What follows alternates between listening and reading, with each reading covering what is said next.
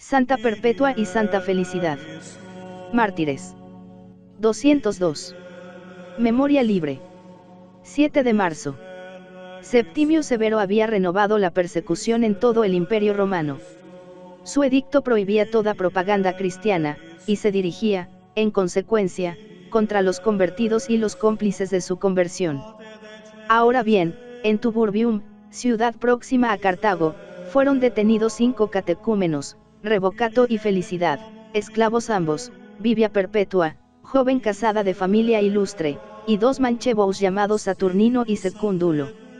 Todos ellos seguían las lecciones de un cristiano llamado Saturo, que se hallaba ausente en el momento de la detención, pero que se entregó luego al saber lo que había sucedido a sus discípulos.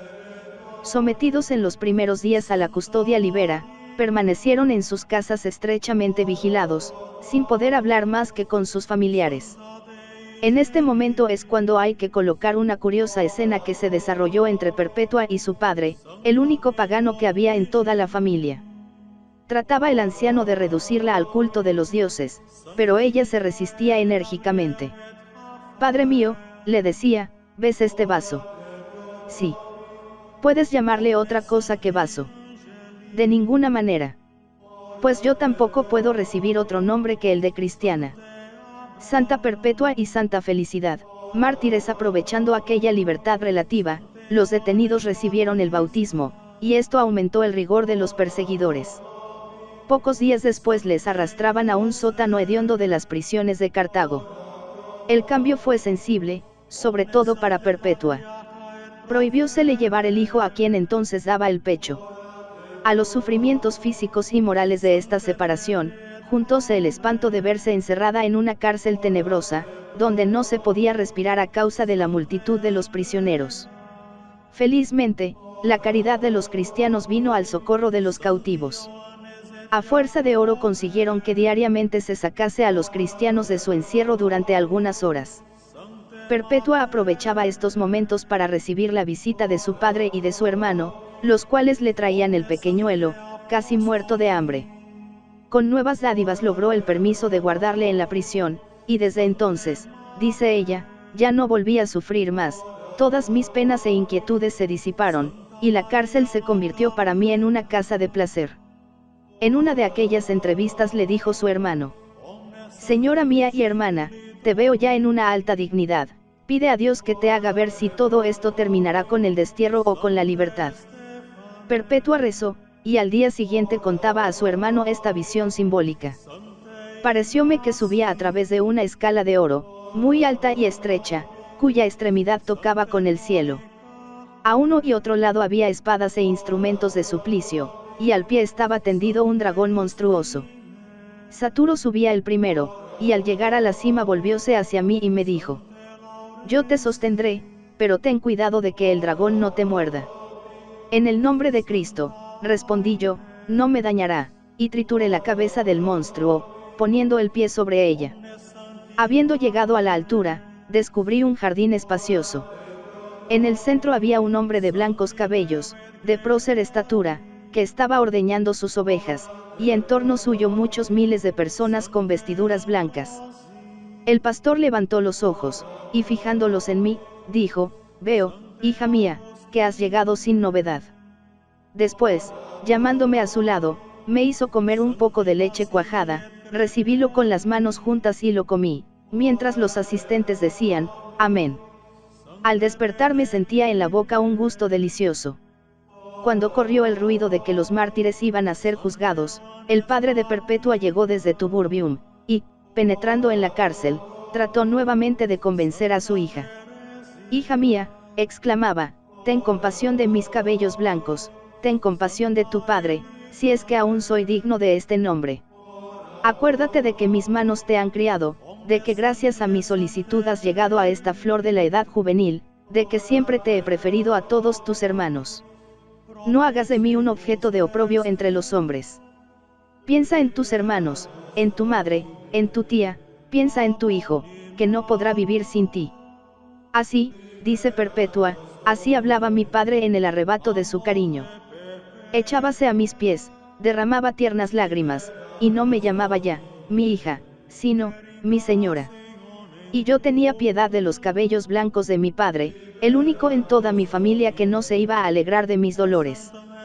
Yo le tranquilicé con estas palabras: allá en el tribunal sucederá lo que Dios quiera, pues sabemos que no nos pertenecemos a nosotros mismos, sino a Dios. Un día, durante la comida, se avisó a los mártires de que iban a ser conducidos al foro. Presidía el tribunal, como gobernador interino, pues el procónsul acababa de morir, el procurador Hilariano. Sacrificad a los dioses, como lo han mandado los emperadores inmortales, dijo el procurador. Más vale, respondió Saturo, sacrificar a Dios que a los ídolos. ¿Respondes en tu nombre, o en nombre de todos? En nombre de todos, pues todos tenemos una misma voluntad. Es verdad, dijeron los compañeros de Saturo, todos tenemos una misma voluntad. El magistrado mandó que retirasen a las mujeres, después, dirigiéndose a Saturo, dijo: sacrifica, joven, no te creas superior a nuestros príncipes. A los ojos del verdadero príncipe del siglo presente y futuro, me creo superior si merezco derramar mi sangre por él. No te obstines, joven, sacrifica. No lo haré. Y tú, mancebo, añadió el procurador dirigiéndose a Saturnino, sacrifica, si quieres vivir. No me está permitido, respondió el interpelado, soy cristiano. Y tú, dijo el procurador a Revocato, veo que me vas a decir lo mismo. Lo mismo, respondió él, por el amor de Dios. Hilariano hizo que alejasen a los acusados, y mandó traer las dos mujeres. Después de preguntar por su nombre a Felicidad, añadió: ¿tienes marido? Sí, tengo marido, pero ahora le desprecio. ¿Dónde está? No está aquí. ¿De qué condición es? Hombre del pueblo. Ten compasión de ti misma, a fin de vivir, pues eres joven todavía, y veo que llevas una criatura en tus entrañas. Soy cristiana, y tengo orden de despreciarlo todo por Dios. Te compadezco, mujer, sé un poco más sensata. Haz lo que quieras, no podrás persuadirme. Bueno, y tú, Perpetua, ¿quieres sacrificar? Como lo indica mi nombre, yo no cambio, respondió la joven. ¿Tienes padres? Sí. En este momento saltó al público el anciano, dispuesto a realizar un supremo esfuerzo. La misma Perpetua nos ha conservado el relato de aquella escena conmovedora. Cuando empezó mi interrogatorio, llegó inesperadamente mi padre con el niño en los brazos, y sacándome de mi sitio, me dijo: suplicante, ten piedad de esta criatura. Y el procurador Hilario añadió: ten compasión de la vejez de tu padre, apiádate de la infancia de tu hijo, sacrifica por la salud de los emperadores. No sacrificaré, respondí. ¿Eres cristiana?, replicó él. Sí, soy cristiana, le dije. Y como mi padre continuase allí con el propósito de hacerme caer, Hilariano ordenó que le echasen fuera, y, cumpliendo sus órdenes, le hirieron con una vara. Sentí el golpe como si le hubiera recibido yo, tal era la compasión que me inspiraba su desventurada vejez. El juez sentenció, condenándonos a las bestias, y, contentos con este desenlace, volvimos a la prisión. A los pocos días tuvo Perpetua otra visión sumamente instructiva, que nos cuenta con estas palabras: estábamos todos en oración, cuando, muy a pesar mío, empecé a hablar, nombrando a Dinócrates. Quedé estupefacta de no haber pensado en él todavía y afligida al recordar su desgracia. Reconociendo que ahora era digna de interceder por él, empecé a encomendarle al Señor con largas oraciones y profundos gemidos. Durante la noche vi a Dinócrates saliendo de un lugar tenebroso, en que había otras muchas personas. Su rostro estaba triste, pálido, desfigurado por la llaga que tenía cuando murió. Dinócrates, hermano mío, según la carne, había muerto a los 7 años de un cáncer horroroso en la cara. Entre él y yo se interponía una sima muy ancha, que ni él ni yo podíamos salvar. Cerca de él había un estanque lleno de agua, cuyos bordes eran demasiado altos para un niño de su edad. Dinócrates se empinaba, haciendo esfuerzos para beber, y yo sufría viendo que no alcanzaba. Despertóme, y comprendí que mi hermano era desgraciado. Trasladóse a los mártires a una nueva prisión cercana al anfiteatro. Según la sentencia, Debían combatir con las fieras en los juegos organizados para celebrar el aniversario de Geta, hijo de Severo, que se acercaba ya. Tráteseles allí con más rigor. Uno de sus nuevos martirios era el cepo. Yacía Perpetua inmóvil, con los pies sujetos, cuando vio de nuevo a su hermano. La luz había sucedido a las tinieblas, estaba el niño bien vestido, fresco y radioso, la llaga de su rostro se había cicatrizado, los bordes del estanque estaban a su alcance, y después de saciar la sed, vio que comenzaban a jugar a la manera de los niños. Vidi dinocratem refrigerantem, dice Perpetua con una expresión muy propia de la liturgia funeraria. Mientras llegaba el día del combate supremo, los cristianos acompañaban a los héroes, gracias a la generosa complicidad de un oficial de la Guardia Proconsular. El pobre padre de Perpetua acudía también con esperanzas de seducirla, se arrancaba los cabellos, se arrojaba por tierra, y profería palabras capaces de conmover a toda criatura. Esta actitud angustiosa me desgarraba el alma, dice Perpetua. Visiones luminosas fortalecían a los presos en su encierro oscuro. Hubo dos incidentes que les llenaron de turbación, la muerte de Secundulo y el estado de felicidad, que se hallaba en el 8º mes de su embarazo. 3 días antes de la fecha señalada para descender a la arena, hicieron una prolongada oración pidiendo que no se separase en la muerte de sus compañeros, pues empezaba a susurrarse que por estar encinta no sería arrojada a las fieras. Y sucedió que al poco tiempo se iniciaron los dolores de parto. Como ella daba grandes alaridos, díjole uno de los carceleros: si ahora, depredadora de los dioses, no puedes soportar el sufrimiento, ¿qué será cuando te veas delante de las bestias? Ahora, respondió la mártir, soy yo quien sufro, después habrá otro en mí que sufrirá por mí, porque yo sufriré por él. Felicidad dio a luz una hija, que fue adoptada por una hermana, es decir, por una cristiana. Después de esto, la alegría fue plena. Un buen humor intrépido es la característica de aquellos mártires. Perpetua no deja caer un solo instante la sonrisa de sus labios. En vida, dice ella, siempre he estado alegre, aún lo estaré más en el otro mundo. Estos condenados sublimes saben reír, saben buscar la palabra finamente irónica, saben mirar frente a sus verdugos, haciéndoles bajar los ojos. Un día en que los carceleros se mostraban más duros que de costumbre, Perpetua se enfrentó con el tribuno y le dijo: ¿cómo rehusas tan legítimas satisfacciones a unos tan nobles condenados, que pertenecen al César y deben combatir el día de su fiesta? ¿No es tu gloria presentarlos al público sanos y contentos? Al oír estas palabras, el tribuno se turbó, enrojeció, y en adelante fue mucho más benigno. La víspera del combate era costumbre dar a los gladiadores el consuelo supremo de una orgía, pero los mártires solían convertir aquella fiesta en un ágape. Sabían también reprimir la curiosidad indiscreta de los espectadores que rodeaban su mesa.